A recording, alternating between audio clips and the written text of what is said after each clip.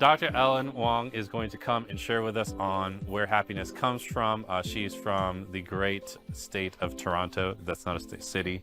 Toronto, right? Toronto. She's really nice and traveled internationally to be with us. So let's give her a warm welcome.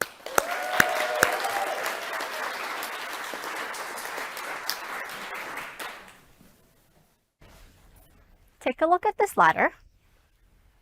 You can see there's 0 on the bottom, 10 on the top.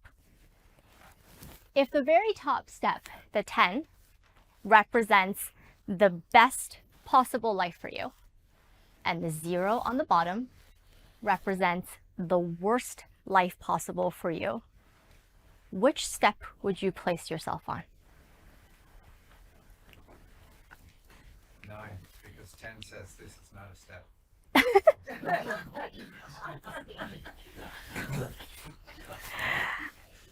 This exercise that you just completed is called a life evaluation, and it's the main contributing factor to a country's happiness ranking in the annually published happiness report. The Cantrell ladder is believed to be a more accurate, more holistic way of measuring happiness than simply asking about positive and negative emotions, because happiness is a lot more than simply emotions. There are societal factors and individual factors that will affect where you place yourself on this ladder. So for example, on a societal level, things like GDP, life expectancy at birth, freedom to make your own choices, generosity, trust in the society you live in, and trust in your government is going to affect where you place yourself on that ladder. Now, on an individual level, what affects our happiness?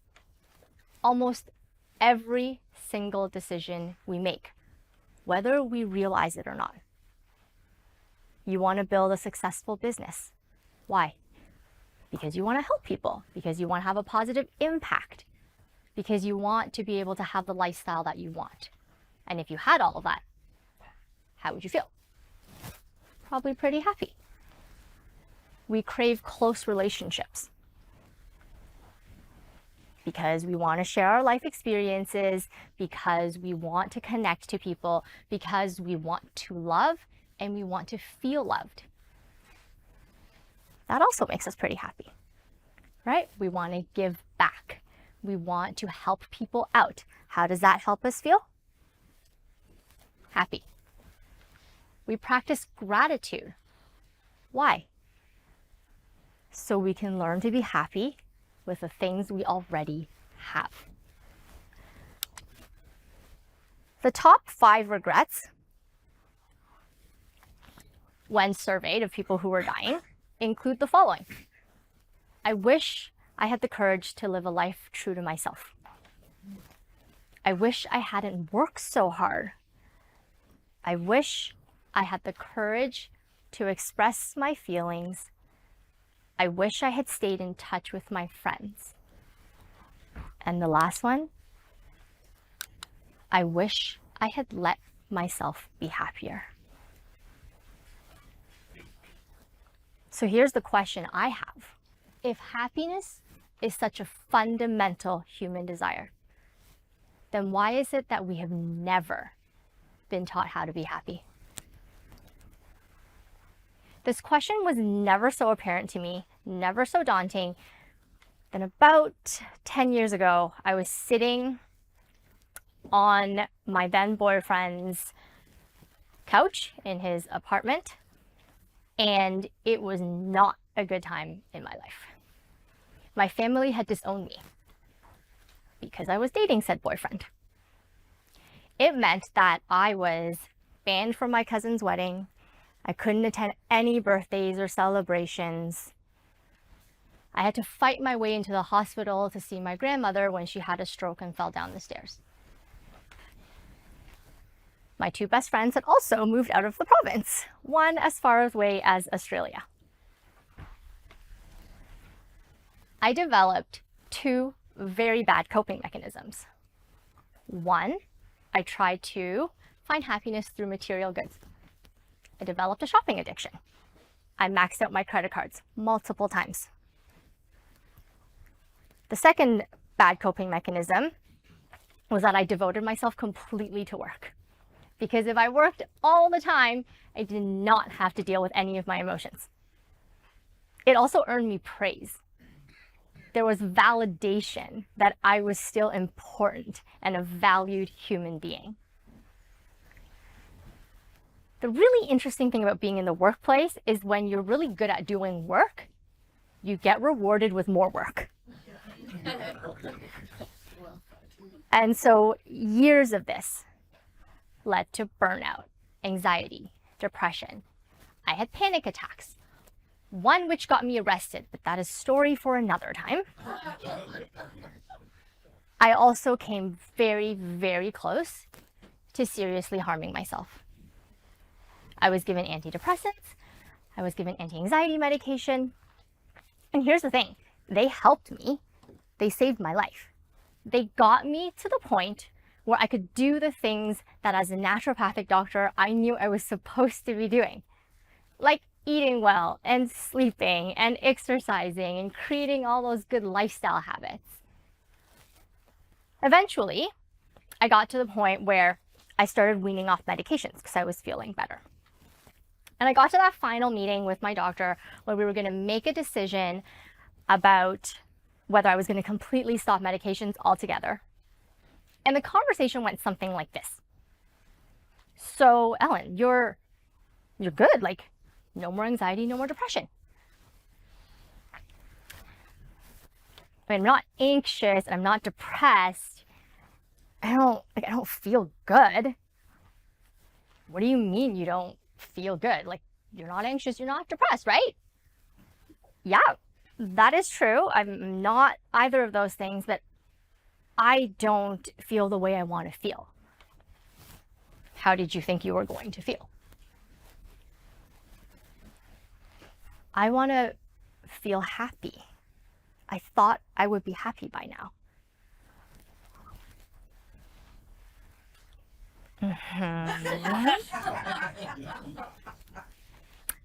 Well, you know what they say, happiness is an inside job. Let me know if you need to book another appointment to start your medications again.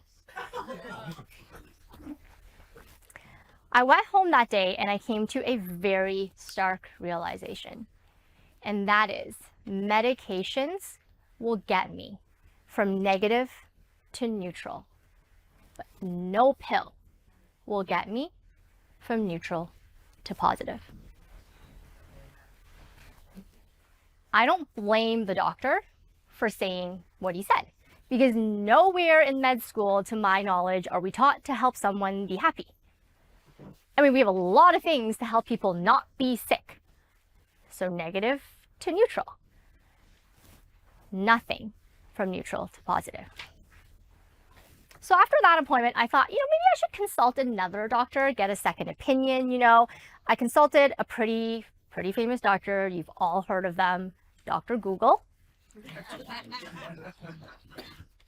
Dr. Google, unfortunately, was not very helpful.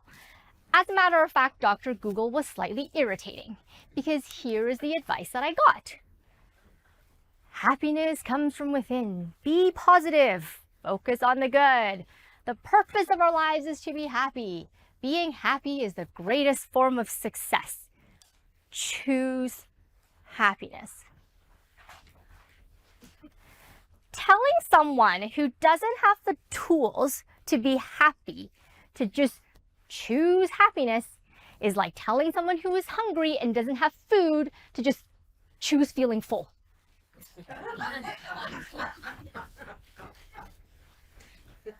Speaking of food, after spending some time with Dr. Google, I was really hungry.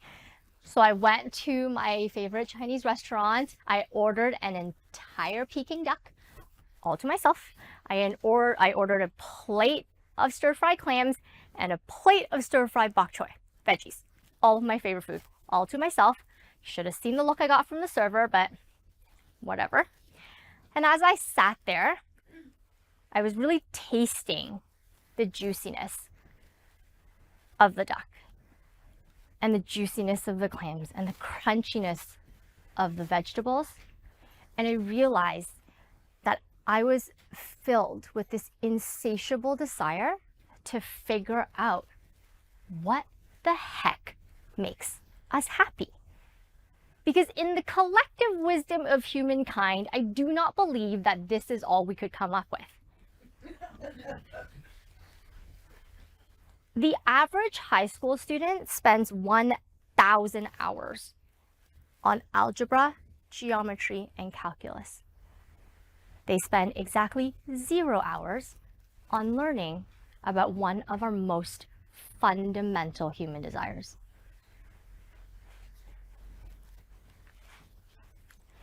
So thus began my journey to figuring out what makes us happy. I dove into the research. I took the happiness courses offered by professors out of Berkeley, Yale, Harvard.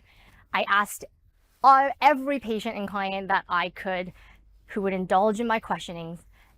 And I traveled to the happiest countries on earth because I wanted to know what made them happy. My travels took me to Bhutan.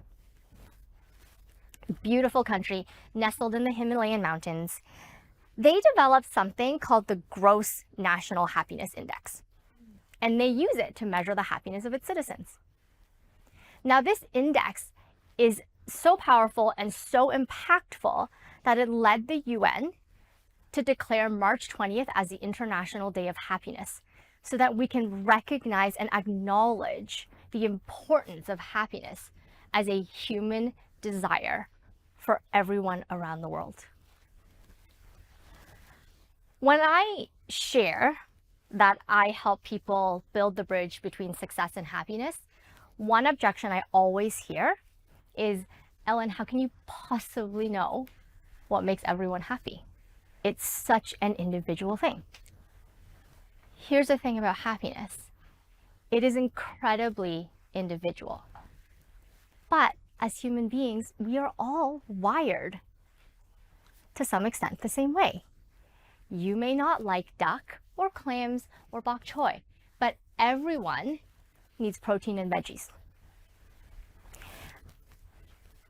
After years of leaning into this, I have summarized the facets, the cornerstones of what we need to create true happiness in our lives. I call them the 9 pillars of happiness, and here they are. Health, authenticity, purpose, productivity, inner peace, nature, emotional intelligence, social connection, and sustainability.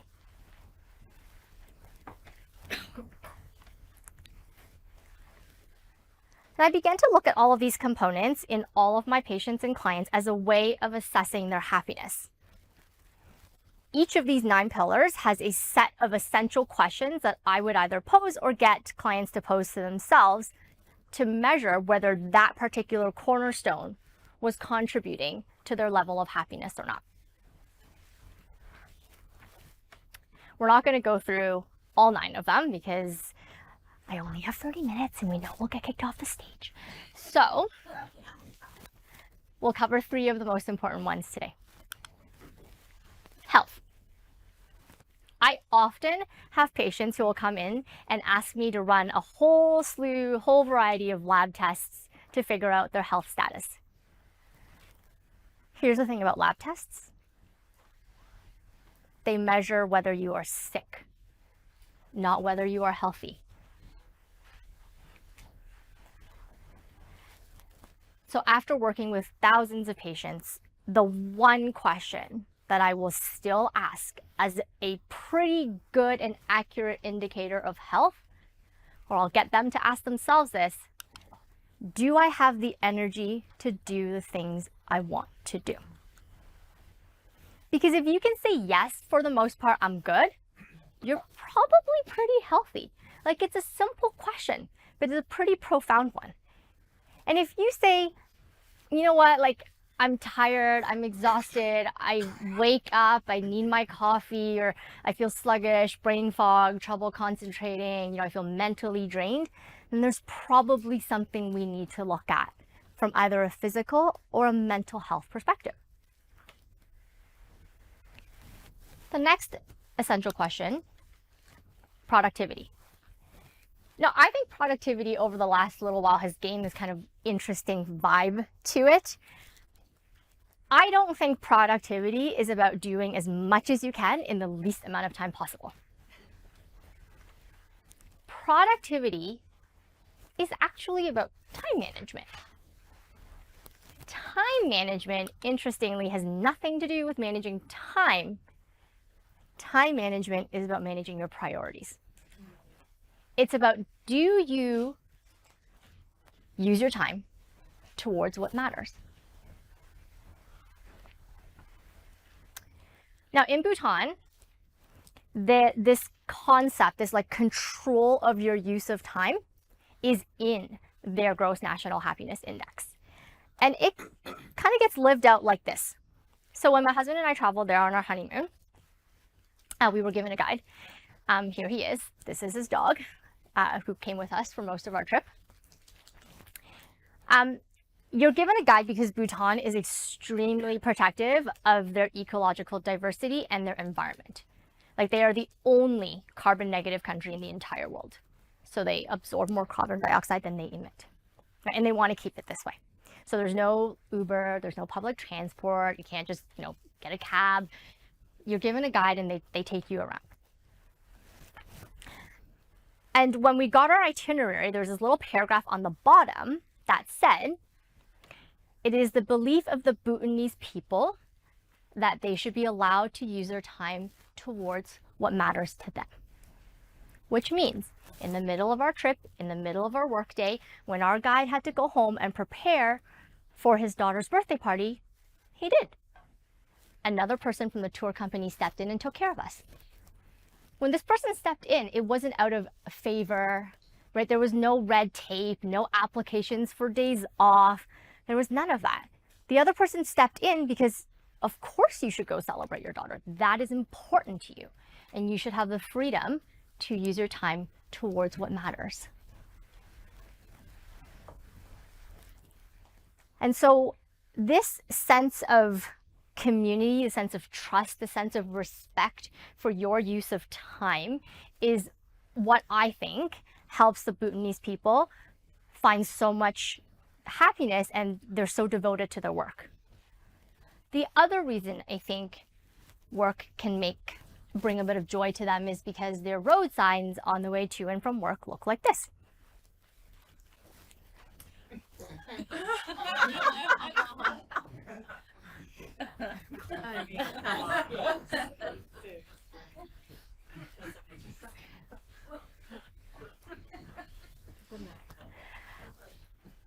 So my essential question around productivity is this.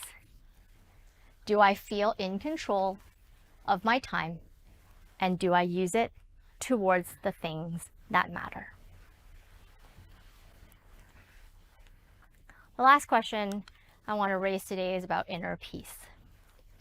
There was a group of researchers who conducted this experiment where you were given two choices. You could either choose to sit with nothing, no distractions, nothing but your own thoughts for 15 minutes, or you could choose to give yourself a little electric shock. Over 2/3 of the men and over 1/4 of the women chose to give themselves the shock. If our inner dialogue causes this much turmoil, how could we possibly be happy? And so my essential question around inner peace is this. How would I feel after sitting with nothing but my own thoughts for 15 minutes?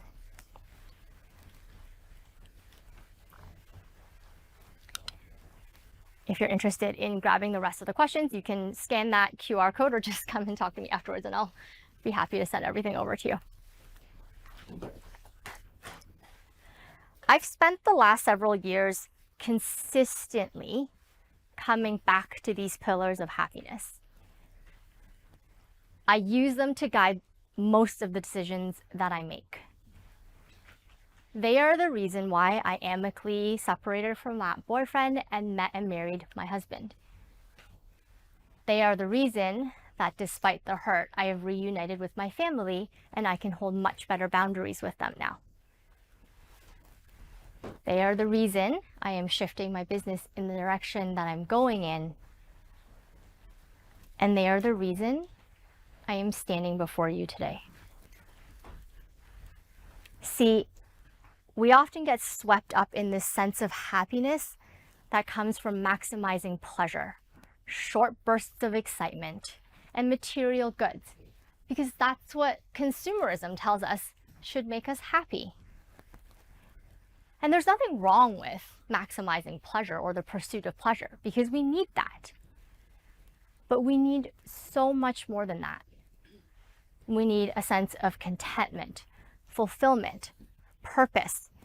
We need something that fuels us, a sense of happiness that is deep within us. And that starts when we take care of our energy, our use of time, and our inner peace. Thank you so much for having me today.